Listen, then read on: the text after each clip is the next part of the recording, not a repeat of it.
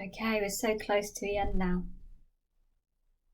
The director was standing just inside, looking down at them, and for one terrible moment Dina thought he was going to slam the door again and lock them in with the flames. But his eyes were on the little lizard girl. "Bring her in here," he said. "Let me see her." When they saw her in the light, she seemed to have shriveled away. Her skin was grey and wrinkled, and her hair had fallen out, leaving only a few dull wisps. "She's dying," said Dina. "What can we do?" He glanced down at the lizard girl, and with an enormous effort she moved her head. "She has served her purpose," he said. "I have gained valuable information from her, but the design needs improving. She's ages too fast."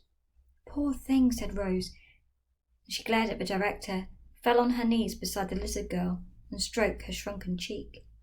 All the others bent over her. Dina, Harvey, Simon and Ingrid.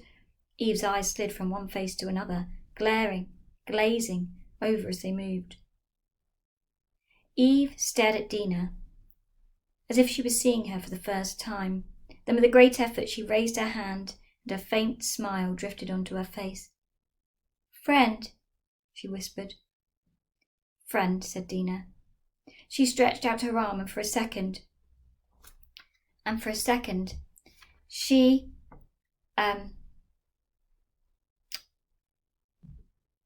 and Eve clasped hands. Then, with a little sigh, Eve flopped sideways, and in front of them she crumbled into dust. Her flesh withered and shriveled, like the dry leaves of a creeper. For a second or two it held its shape, and she fell away into a soft grey powder. None of them could speak. They stared down silently at the dust that had been a living creature only moments before. Ingrid caught her breath in a loud sob.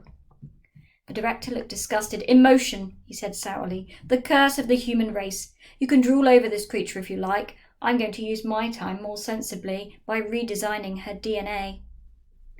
He looked at the computer. "Display DNA of experiment." A whirling double helix appeared on the screen, and he leaned forward, peering closely at it.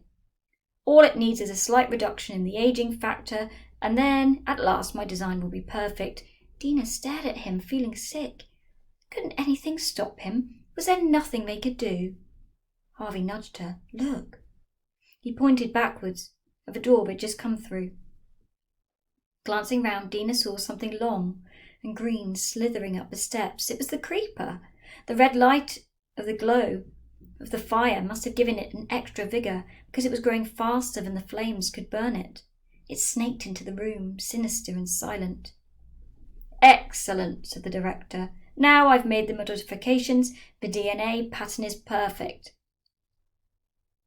Okay. Leaning forward, he tossed his handful of dust into the big round hole just by the computer.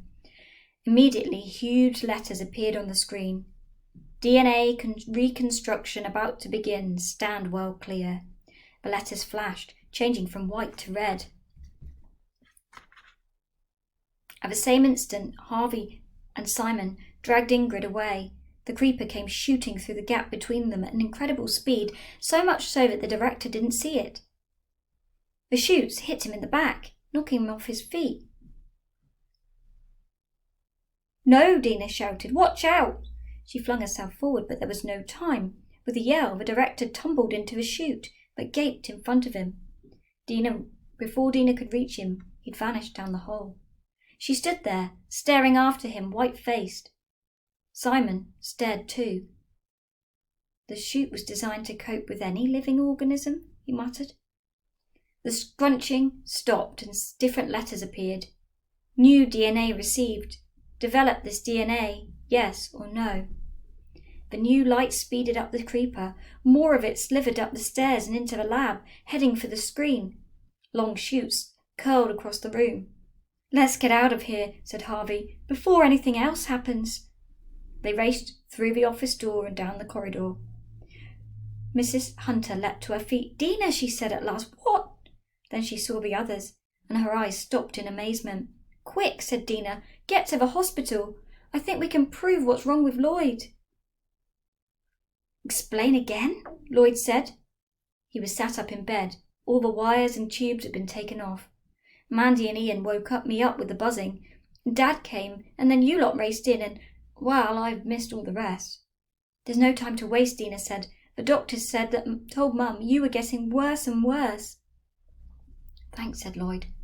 "But what's the headmaster got to do with it all?" "He was trying to take over evolution," Harvey said. "The wasp was one of his experiments." "One of his monsters, you mean," said Ingrid. "I'm glad he fell into that horrible machine, especially after what he did to poor Eve." "Poor Eve," Mandy said. "I thought she tried to kill you." "It wasn't her fault," said Dina. "It was how she was made, and even then she was all right in the end, wasn't she, Simon?" Simon nodded. "She was more human than he was, if you ask me. I'm glad he's gone." "Thanks to Splat," said Ian. "Thanks to Simon as well," said Dina. "Don't forget him." "Of course we won't forget. I know you're going back to our old house, Simon, but we'll keep in touch. How would you like to be an honorary Splat member?" Simon went pink with pleasure. "That would be wonderful." Lloyd beamed. "We'll send you Splat newsletters." "And you have to stay," said Harvey. "And then we can all go to Splat expeditions in the holidays." "I'll let you know what happens," said Simon. "It's already getting back to normal. Dad actually smiled at Rose when she came round yesterday."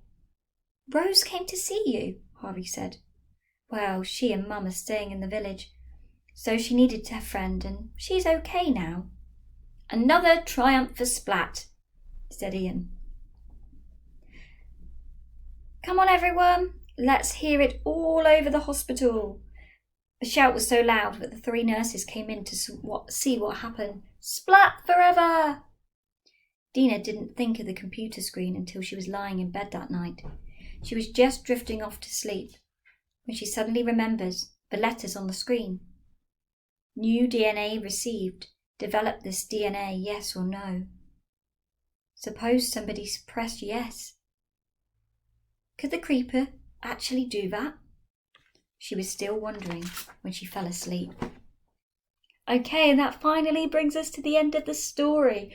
All right, I will post this on to Show My Homework just in case anybody wants to listen to the end, in case you missed it in class and you want to hear it over the holidays. And I hope you all have a really super summer holidays, and I'm sure I will see you again in September.